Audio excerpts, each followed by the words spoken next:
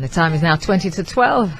Just had a lovely interview there, and I'm very pleased to say we have the beautiful, beautiful Mae Wayne in studio. She's looking so cute. I love that dress. Good morning. Hi, Angie. Good. I finally made it to your studio. I don't know why it took me so long. Such a lovely studio. These mics look really small compared to yours. Women rock. Yeah, we do. Women rock. And we have a lovely view. Look at that view. Yes, right? exactly. Oh, but it's a pleasure to have you on. And, you know, what I wanted to ask you about, you've got this excellent new venture, right? The Yard. And I only visited it at the weekend, by the way, listeners. And it's so cute and it's fantastic. I mean, how did you come up with that idea? It's brilliant.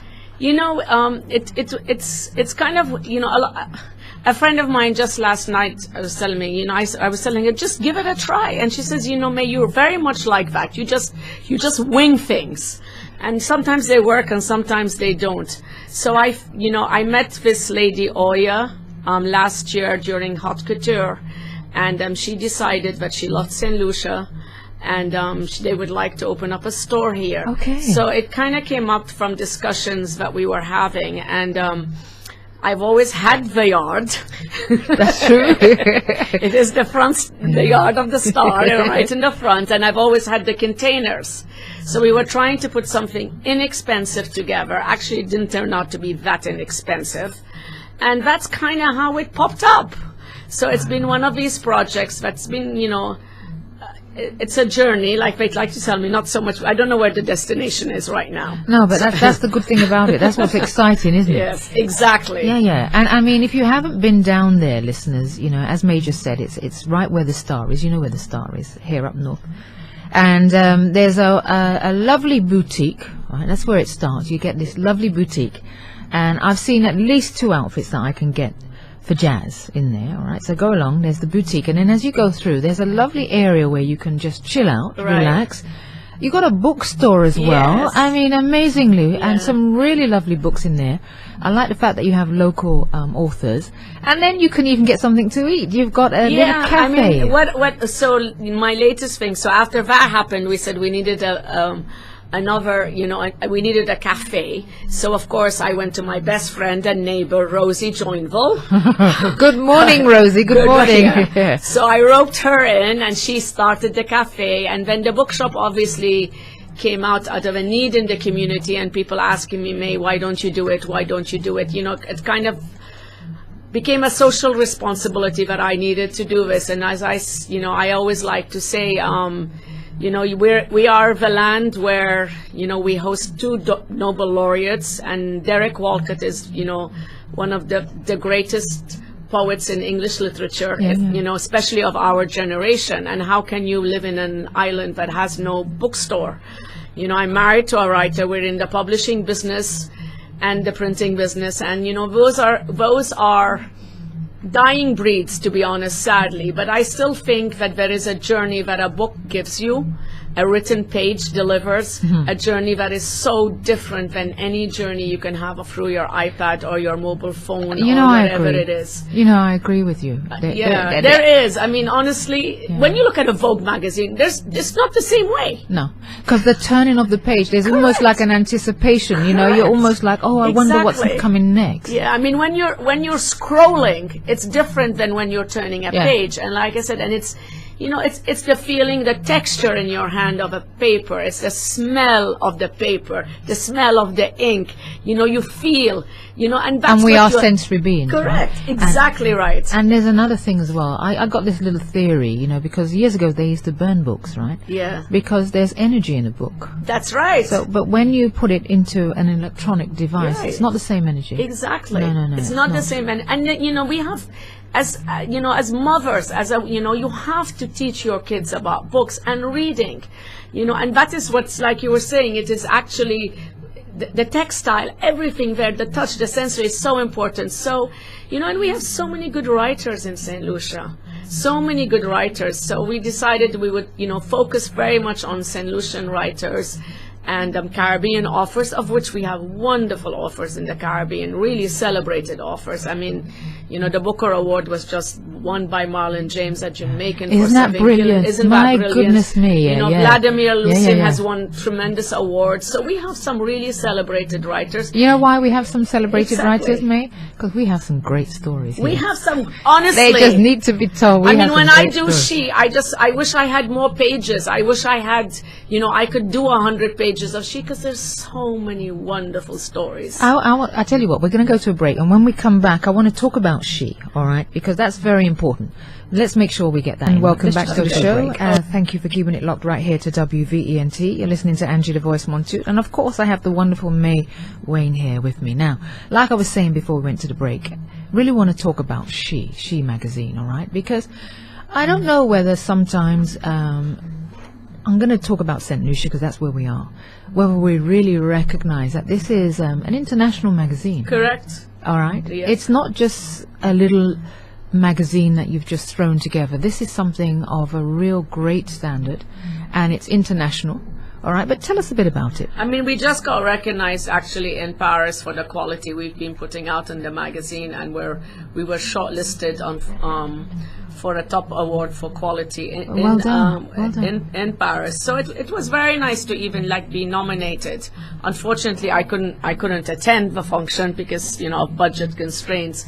But it's just sometimes nice to realize that your work is being recognized and being seen, because sometimes you get so stuck in just producing something that you don't really see its effects that it has. And it does mean a lot when you know that you've a young person, with something like SHE. It is the start. If you are in fashion, or you have a story to tell, that's where people want to start to tell the story, is in SHE. And it makes me feel good, because SHE started that way, Angie. It's about, I'm a woman and I live in St. Lucia, and I hear so many wonderful stories. You just had a great guest just before me, Delia. Yeah, Delia Delia Samuels. She's an amazing, accomplished woman. Could you imagine that she was able to do her PhD? A PhD, with 2 children. Yeah, with 2 children, Autism. and she has 2 masters as well. She's just brilliant, and that is a story that is, that makes me always proud that I have SHE. To be honest, and so sometimes it's not really about the rewards and stuff. But meeting people like that, having that opportunity as a publisher to meet people and sharing their story. Right, I was going to say, and to be able to give them a voice. Exactly, because we have a lot of stigmas in St. Lucia, and we really don't understand the struggles of women. Women go through so much on this island. With everything that is happening right now with women and rape, and how we're so disrespected. Let me just ask you though, what do you think about the current increase that we have with regards to sexual crimes and sexual violence? First of all, I don't understand why there has been such an increase. But it does go back to our laws, Angie. If we have a legal system that seems to be defunct, which it is, and that people are rampantly can think they can get away with rape, really don't go through the court systems, or the court is just never going to listen to their case, so there's going to be no repercussions. And on top of it, the women are stigmatized if they come forward. That is why I think we're seeing it, is because there is no repercussions to our actions, and we have become a society that is basically like a cowboy society. You can't have places where we can just get away with raping women, disrespecting women, and then just no repercussion. Nobody's going to jail. Nobody is. But there's another factor, Mae, as well. There's the wall of silence. That's what exactly. Right? Why are we saying nothing? Why? There's no outrage, Angie. There's no outrage. Yeah. St. Lucia is one of those societies, I think, is a very quiet, tolerant society. We sit in our little cocktail parties and we complain, but when we can make a difference, we don't. We don't vote with our feet. We don't. No, we don't. We have to change our legal systems. We have to change our laws. Our women are so disrespected everywhere, and some of the women are unable to speak for themselves. And that's something that I'm really concerned about. That there are women who are unable to speak for themselves, continue to be in an abusive situation. Correct. what do we do? What are we doing to help those sorts Exactly, because people like you and me are the women who have to speak up on their behalf. And we have to make sure that the legal system works with these women and tries to empower them, educate them, and teach them their options. It's also, and education is another thing. We don't do any of these things. And I just think we are a society that is going to collapse, because a society without a successful woman or a woman, because we head the homes. Yeah, we're the backbone. We're the backbone. Women are the backbone. Yeah, we are the backbone. And especially in places like this where we have one, you know, a lot of them as one parent, single woman families. How are they going to get out of that and become the next Delia Samuel, who is going to get a PhD in math and start like that? We have to give them the path. And that's what's so wonderful about a person like Delia. She is trying to do something. We need more women. She's more like than that. Trying. She is. Let me give you. I read it already, but I don't know whether you heard it. And this, you had someone who's listening to the show, all right? And when they heard, because I gave a brief in terms of who was coming on, they say, oh my gosh, Delia Samuels was the best math teacher I ever had. That's what I've heard. Yeah, she's the reason I love math, love math. She's my hero and the standard by which I measure teachers. Wow. Yeah, Isn't that fantastic? It's amazing. It's amazing. Exactly. And you know, like we met her briefly, as you said, on Saturday when we all were there, and I'd never met her. I don't know who she is. You know, I didn't grow up in St. Lucia, so I wouldn't know her. So when I took the book home, when I read the back of the jacket, first of all, I was very moved listening to her. Yeah, we all were. And then when I took the book home and started reading it, I was going, wow, because we have one child and we have a hard time, let alone, you know, and that is what's so amazing about women, and that is what I love about SHE. And you know, and that's what I was going to say, because I think sometimes, look, people, we forget that, you know, SHE magazine, it really is. There are so many things in there. They give tools about life, all right? They give us all the sorts of fashion that's there. But the stories in terms of who we are and what we are, it's so important. It's so important. I'm so glad that you got this award. Thank you. I mean, like I said, it was really nice, just because sometimes you feel, you know, when you do something every day, like you come to the show, you just don't think people really are listening or people are caring, or they just think it's there and it's easy. And it's not easy. There's nothing easy these days. Going to work every day is difficult, and doing the same thing every day is difficult. And that's what, you know, people say, what's the next step? I said, the next step is just doing what I'm doing better. I'll tell you what, we've only got like 2 minutes, all right? And I want to ask you something, because one thing about you, you're a powerful woman, all right? And I love that. Okay, no, I do. I think that's a good thing. But what is it that if you know that there are people out there who would love to be successful, and they try, but they don't have that get up and go? Mae Wayne is someone that is moving. All right, this is not someone who's slow. This is not someone who's intimidated. But what is it? What is the secret thing that you would give to someone who might be listening? I mean, I think what's very important is to believe in your gut.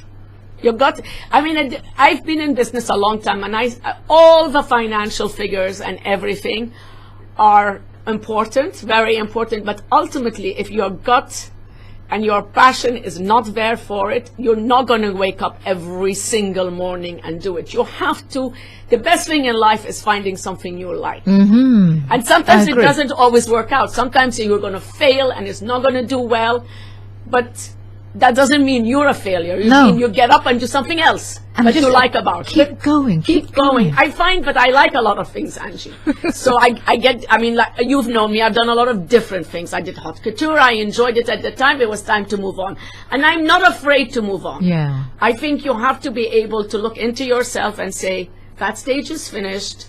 I can move on and do something else. I like this now. I want to be able to do something else.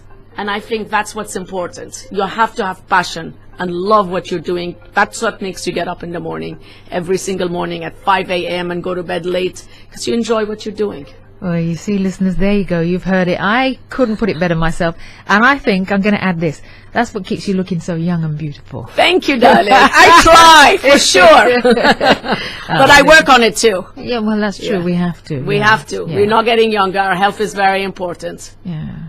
All right. Well, I'm sorry that the time is only 2 That's minutes fine. left. I'm glad I came. Yeah. Oh, that was wonderful. Really wonderful to have. I hope you come back, right? I will come back, and everybody come and support us at the yard. We would love to see you. Come visit the bookshop, pick up SHE. You know, we need everybody's support. Yeah. Yeah. And I tell you what I'll do is I'll, next week and throughout this week, I'll remind our listeners, because having visited the yard, it really is. It's more than just lovely. It's quaint. Great place to meet people. I met several people Yes, there. it was And nice. all I did was drop in, and again, like I said, I definitely got some outfits for jazz. Yeah, that's great. Actually, as we say that, Angie, let me give one more plug. On the 14th, we are getting our new jazz line. Really? Your new jazz line? Yes, our on the new 14th? jazz line on the 14th. So everybody's invited to come and attend. That's We're going fantastic. to have that shopping experience. Yeah, and any wine or prosciutto or Yes, of anything? course. On We the have to shop radio. and sip. Yes. Okay, Of lovely. course. Thank you. Thank you. All right. Bye-bye. Bye. There you go. That's Mae Wayne. And what a wonderful lady. And again, if you could see what I can see, she got on one sexy dress. Honestly, that's a dress for television, not for radio. Anyway, let's play a little track, and then I'll say my goodbyes in about a minute or two.